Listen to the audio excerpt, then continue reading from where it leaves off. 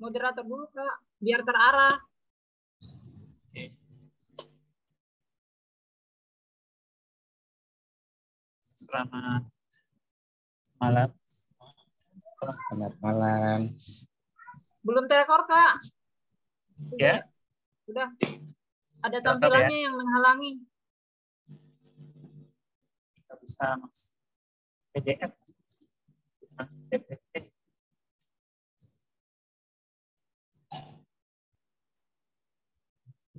Sudah. Oke, yang mau baca siapa? Aku. Oke. Selamat malam teman-teman. Si kali Selamat malam, ini Kak. Malam. kita Malam, teman-teman. resume hasil diskusi dari masing-masing topik. Kita di kelompok 5 ini terdiri dari saya, Bang Widi, ya, Susulawati, dan kesempatan malam ini yang akan bacakan resume adalah saudari Ita Margaret. Pada saudari kita, kami bersilakan. Terima kasih Pak Anung untuk kesempatannya buat saya, Vita Margaret. Saya akan menyampaikan hasil diskusi dari kelompok kami mengenai sains dalam keperawatan. Ini adalah kesimpulan keseluruhan dari materi yang sudah dibagikan subtopik masing-masing. Lanjut, Pak.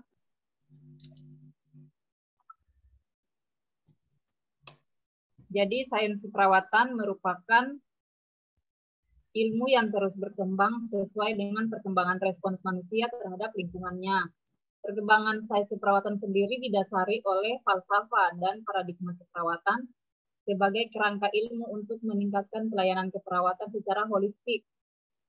Karakteristik sains itu ada 6, yaitu sains harus menunjukkan koherensi, sains harus fokus pada suatu bidang ilmu tertentu, sains harus bersifat universal dan dipahami secara luas. Keempat, sains harus bersifat logis, sains juga harus jelas, sains harus melalui penelitian dan berbagai pendapat. Nah, sains sendiri memiliki manfaat antara lain bagi pendidikan, bagi penelitian, dan bagi pelayanan klinik. Untuk pendidikan sendiri, sains mempunyai manfaat untuk banyak perawat ahli yang mencurahkan ilmunya dalam pendidikan keperawatan, sehingga ilmu keperawatan semakin berkembang dengan mengadopsi berbagai disiplin ilmu yang berkaitan. Bagi penelitian, lewat sains, peneliti dapat melakukan penelitian untuk mendapatkan teori-teori dan konsep baru dalam mengembangkan ilmu keperawatan. Bagi pelayanan klinik, sains ini bisa diterapkan dengan penerapan temuan pada penelitian sangat penting untuk memastikan bahwa perawatan yang diberikan akan menghasilkan hasil klinis terbaik bagi pasien. Perawatan yang terbaik bagi pasien akan memberikan berbagai keuntungan kepada pelayanan kesehatan dan keperawatan sendiri. Kemudian berdasarkan teori dan jurnal yang sudah kita kumpulkan, didapatkan bahwa perkembangan sains keperawatan di dunia itu dimulai pada tahun 1850-an, di mana muncul seorang pionir keperawatan modern, yaitu Florence Nightingale. Florence Nightingale sendiri disebut sebagai ibu keperawatan modern yang terkenal dengan teori lingkungan.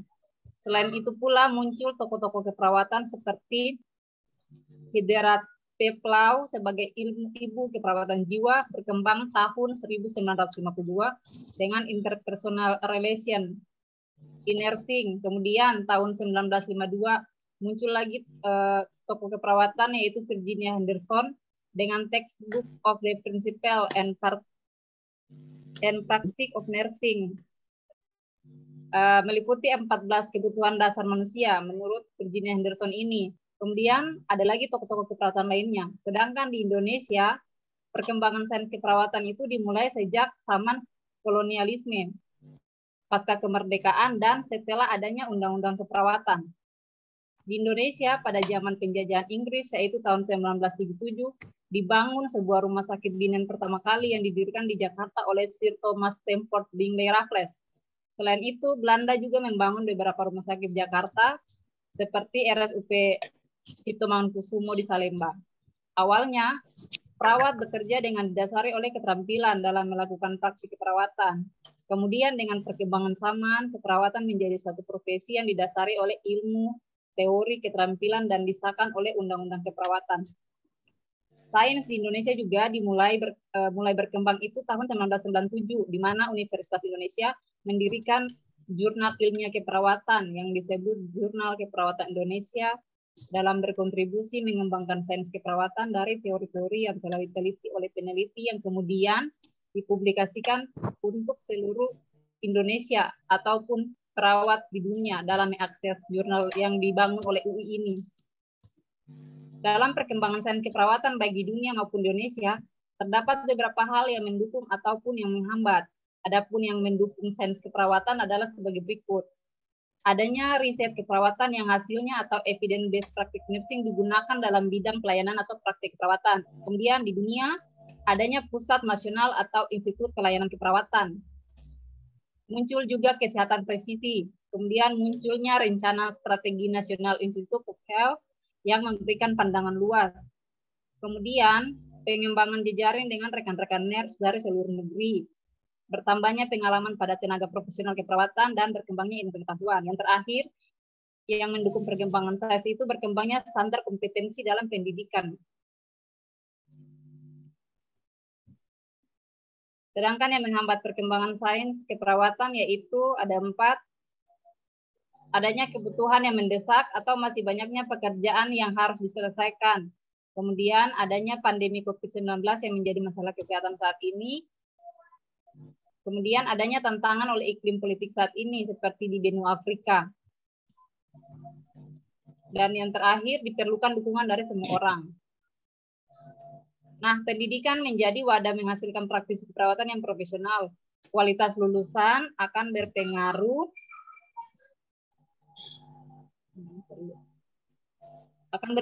pada pemberian asuhan keperawatan.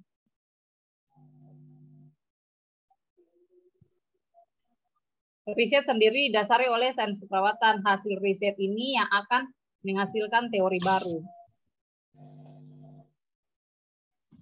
Dalam mengembangkan sains keperawatan, baik di dunia maupun Indonesia, dibutuhkan peran dari semua tokoh, praktisi keperawatan, dan dari mahasiswa pascasarjana ilmu keperawatan dalam pengembangan sains keperawatan. Adapun peran dari mahasiswa pascasarjana dalam pengembangan sains keperawatan dapat dilakukan dengan upaya seperti melakukan proses pencarian bukti yang biasa digunakan untuk mengembangkan dan mengevaluasi pedoman praktik klinis, dan mahasiswa pascasarjana keperawatan juga mampu melakukan pendekatan atau pelatihan mentor yang dirancang untuk menumbuhkan ilmu pengetahuan keperawatan terkini. Dari gambaran penjelasan di atas terkait pengembangan sains keperawatan, dapat direkomendasikan bagi pendidik dan bagi pelayanan kesehatan diantaranya sebagai berikut. Rekomendasi bagi pendidikan, yaitu perawat pendidik hendak bisa melibatkan perawat klinis ketika melakukan sebuah riset keperawatan. Kemudian, instansi pendidik membuka akses dan memberlakukan standar kurikulum bagi perawat. Kemudian, perawat klinis juga harus mengupdate ilmu dan pengetahuannya melalui pendidikan formal. Dan ketiga, instansi pendidikan memberlakukan standar kurikulum yang sama. Dan untuk pelayanan kesehatan sendiri, rekomendasi yang diberikan itu perawat klinis hendaklah memunculkan budaya kreatif dan memberikan pelayanan keperawatan kepada pasien. Perawat klinis juga perlu meningkatkan perannya dalam melakukan riset keperawatan. Jadi teman-teman, demikian kesimpulan atau resume dari materi tentang sains keperawatan.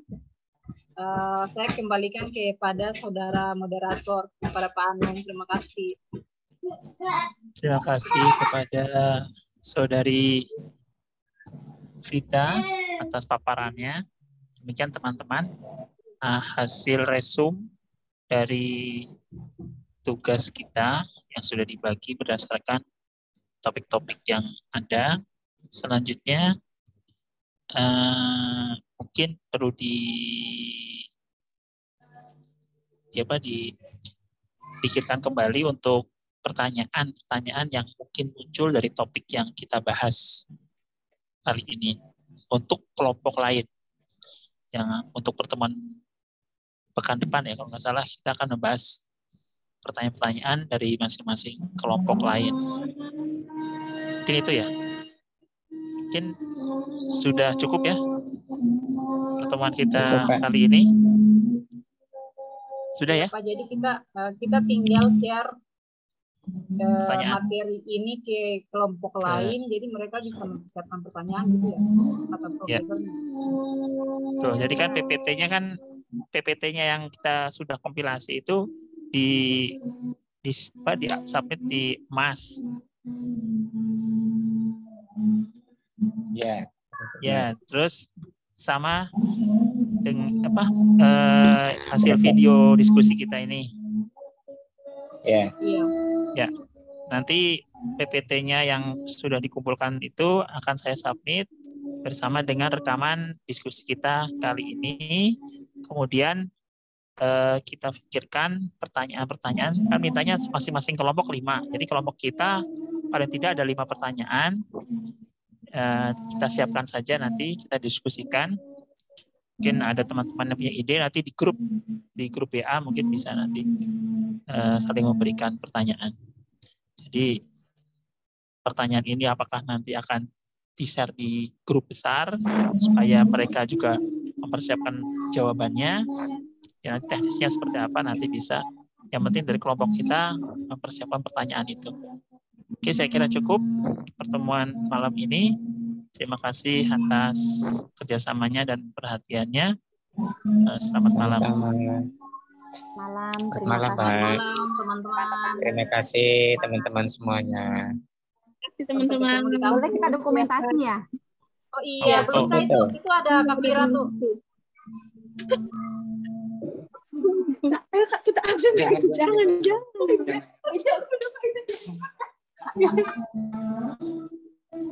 Pokoknya foto nih. Di screen layar ya, Pak? Kalau udah dibuka semua videonya. Pak Anung belum ada, mau izin Pak fotonya. Kameranya. Anung ada 2. Oh, Anung ada 2. Oh, siap. Oke. Mbak Fitri aja yang itu deh, yang Bapak aja. Ayo, lanjut kalian. Sekalian. Foto. Share screen-nya matiin dulu, Pak.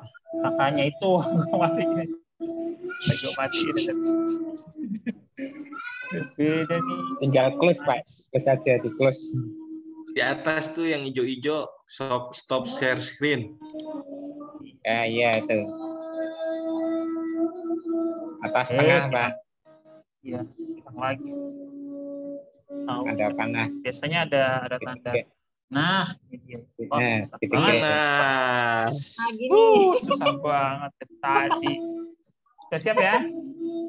Iya, formil dulu nih ya. Formil ya. 1, 2, 3. Nah, Gaya bebas. Bisa, Pak. Gaya bebas ya. 1, 2, 3. Dah. Ya, terima kasih rekan-rekan. Terima kasih. Selamat istirahat. Kak Elvira semangat, Pak Anung semangat, Kak Ardi Semangat. Semangat ya statistik. Jangan lupa Kak riset pulang ya? tugasnya. Kak Fira masih di Riset kampus, Pak. besok. Masih di Kak Fira masih di kampus, luar biasa. Iya, lagi nyelesain tugas yang banyak ini. Ya, selamat Semangat, bertugas. Kak Fira. Assalamualaikum. salam. Anu minta Pamit dulu ya. fotonya dikirim ke grup ya. Assalamualaikum. Ya. Mas Anung, buatkan juga video kami yuk. Yeay. bisa diatur. Recordnya Udah ya. dimatiin, nanti dipotong ya Pak. Nggak usah, biarin aja. Sampai akhir. Ya.